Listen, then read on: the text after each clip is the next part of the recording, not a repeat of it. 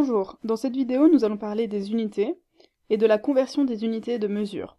Commençons par les unités de longueur. Comme leur nom l'indique, elles servent à exprimer une longueur. Nous pouvons exprimer une longueur en kilomètres, en décamètres, en mètres, en centimètres, en millimètres, peu importe.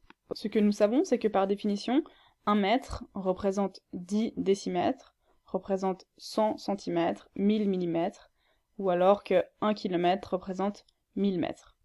C'est pour ça que nous pouvons établir un tableau, comme ceci, afin de pouvoir effectuer la conversion d'unités. Pour passer d'une colonne à une autre, on divise par 10 lorsqu'on se déplace sur la gauche, ou on multiplie par 10 lorsqu'on se déplace sur la droite. Effectivement, si je veux changer 1 mètre en millimètres, je dois multiplier par 10 pour passer en décimètres, puis encore par 10 pour passer en centimètres, et encore par 10 pour passer en millimètres, ce qui me fait multiplié par 1000. Nous savons bien que 1 mètre équivaut à 1000 mm. Si maintenant je veux passer par exemple 0,6 décamètres en décimètres, on commence toujours par placer le chiffre des unités dans la colonne de départ. Ici on a 0 unité, la virgule sur la colonne à droite ici du décamètre, et le 6 ici dans la colonne d'après.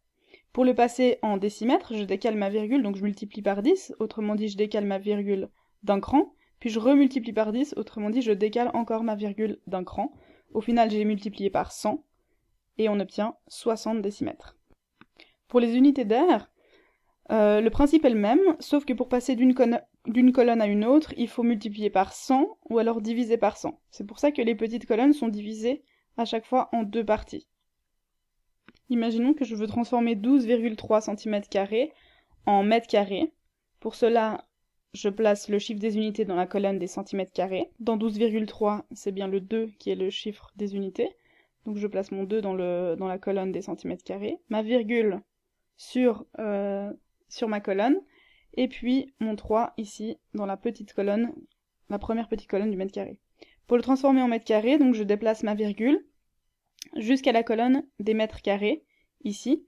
Et du coup, donc je divise par 100 pour passer de centimètres carrés à décimètres carrés, puis encore par 100 pour passer de décimètres carrés à mètres carrés.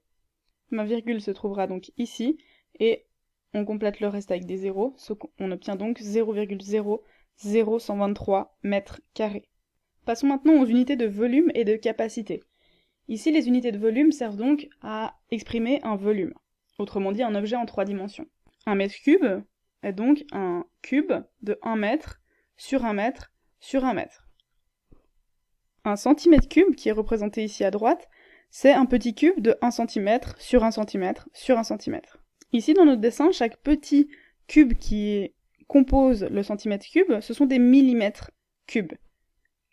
Ce petit cube est un millimètre cube.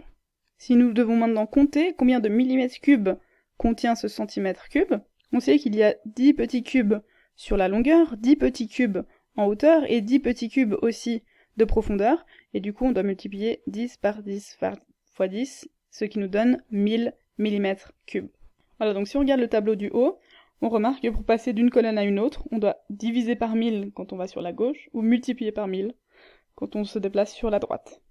C'est pour ça que chaque colonne est subdivisée en 3 petites colonnes. On remarque avec le tableau que 1 cm3 est bien égal à 1000 mm3. Les volumes peuvent également s'exprimer en litres, décilitres, centilitres, etc. Et voici le tableau permettant la conversion d'une unité avec une autre. Il faut retenir que 1 litre est égal à 1 décimètre cube. Effectivement, 1 décimètre cube, ça représente un petit cube de 10 cm sur 10 cm sur 10 cm.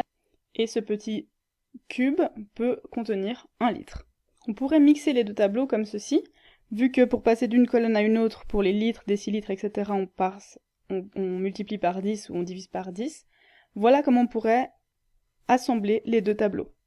Ici, 1 litre égale 1 décimètre cube. On place cette unité ici, et après, on écrit le reste des unités dans les petites colonnes.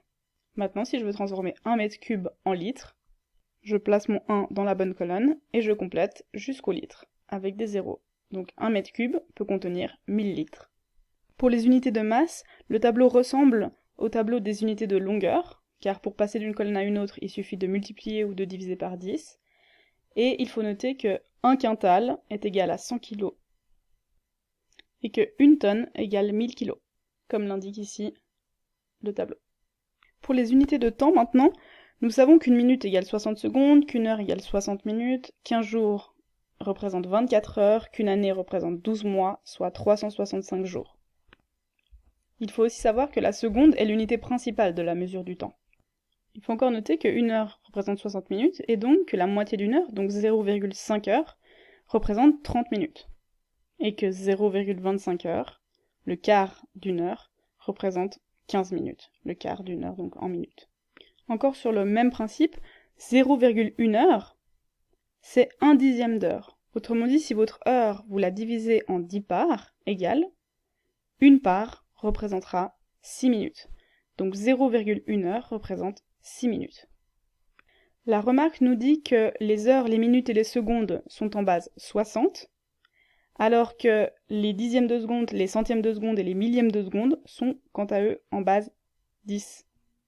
Un chronomètre pourrait donc très bien afficher un temps comme cela, avec 9 secondes et 904 millièmes de seconde. Voilà, la vidéo est maintenant terminée, à bientôt!